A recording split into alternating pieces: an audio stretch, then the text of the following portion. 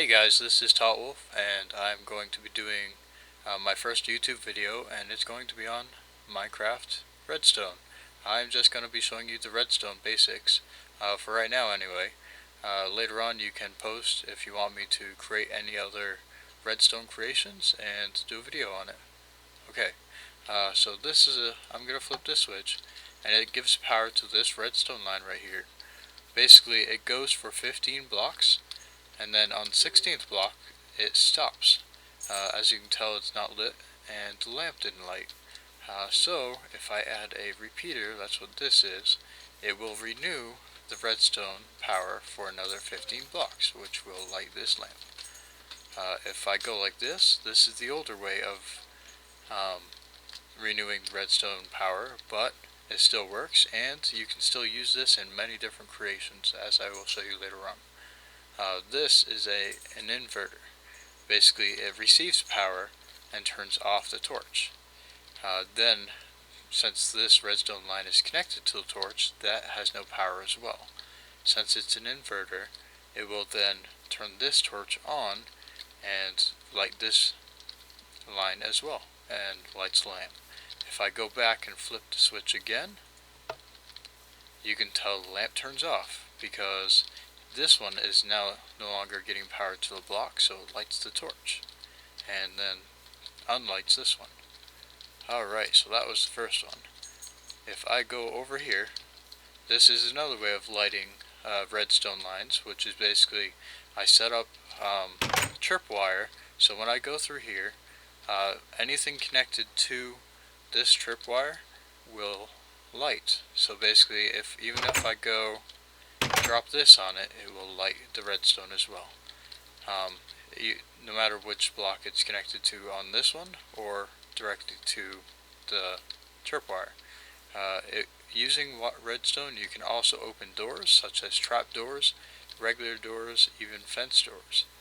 Alright, so my example with touching this block, I made one right here as well. Basically, this redstone torch underneath is giving power to this block. So basically, anything touching this block will have power. The redstone on this side, and even if I put a repeater against it, facing out away from the block, it will receive power as well. Alright, so these are also, these are pressure plates basically. I was going to show you the functionality of them. The wooden ones, if you stand on them, they will light. You can also drop an item on the wood ones, and they will light. If I drop an item on a stone one, it does not light because it's a heavy plate. If I stand on it, it will light though. Okay. All these, well, at least these two, will give power on the 15 blocks. These two will give power only as many items that are on them. So for example, if I grab a stack of dirt and start dropping them on it, you notice it's only powered by one. If I keep dropping this the easy way, then let's drop a stack on it.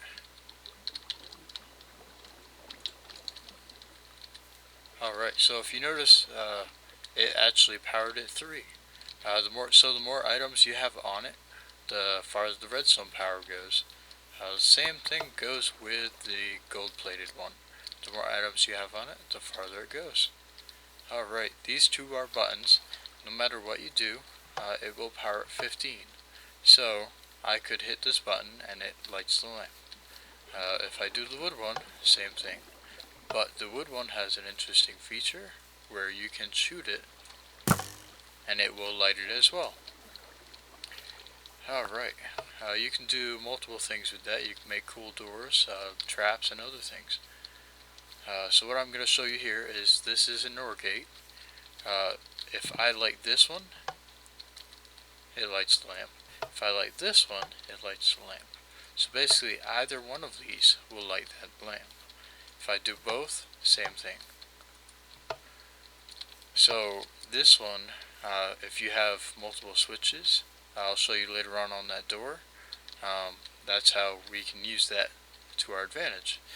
This is an AND gate, so basically if I light this one, it unlights this lamp. But if I do this one, same thing. If I do both, it then turns this one on to light the lamp. See what I mean? Alright, this is a new block to Minecraft. It's the redstone block. You can put multiple redstone together to make this block, and it is basically a power source in itself. You can use pistons and other pistons to move it if you wanted to light different redstone. I haven't found a good trap or anything to do with this yet, but I'm sure it will come to me. I wanted to show you this. This is what I was talking about earlier as well. The torch is lighting the block above it, which is lighting this lamp using the redstone wire. But this one is glass. Basically what you can see is redstone power does not go through glass. It will not light this redstone wire to light the lamp. This one is an interesting one that's also new. It is a day detector. Basically, depending on what time of day, the redstone power will extend or even go down based on what time of day. So if it's nighttime, you won't get many. If it's morning, you'll probably have like a few. If it's directly above us, you'll have all the way up to probably 15. Okay, so that was the new one. This one is that door I was talking about. It is pretty interesting, where if I do this, no matter what one I do, besides that combination that I started with, it will not open. It's pretty simple to make. Basically, if I go behind here, you will see that this is an AND gate. This gate, basically, if I flip the switch, it will invert the power from this switch to this side. So I just turned it on because the switch is off. If I turn the switch on, this turns off, and all these have to be the same for this to light. If I turn any of the other ones on, this will now turn red and turn this off, and the door will shut. So if I put in this correct one, the door will open, and I want to show you guys this one, which is basically one I figured out a while ago. I've been making locks with this as well. I dropped an item in here which goes into a stream, and the stream brings the item to this pressure plate and turns the lamp on. So if I use this to my advantage, I can place something right here and dig down a little bit, which will make people confused when they go to open the lock. They will try so many combinations, but they won't be able to get it until they get this pressure plate. So I'm going to hook it up to the door, and we'll see how it goes. So if I make this an inverter, so now this is on, so this is off, I can then add this. Here, let me place a block above this so that it doesn't interfere with this redstone I place, and I can add it to my AND gate. If I look in here now, the redstone is not attached, and it's added. If I flip a switch, the door shuts. If I take the item off the pressure plate, the door shuts as well. Pretty neat, huh? Alright, I want to show you this as well. This is basically a T flip-flop, but I want to show you it in simple terms. I put a button here, so when I hit the button, it just moves the block back. So, let's see. Okay, if you notice there's a redstone torch underneath, basically if I flip the button again, the block moves above it and lights this redstone because the block is now powered. So let's flip it again, and you will see the lamp go on. This is a way to make this button into a switch.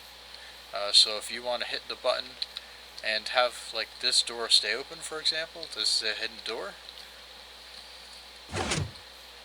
could add this to the other side of this button and have it work.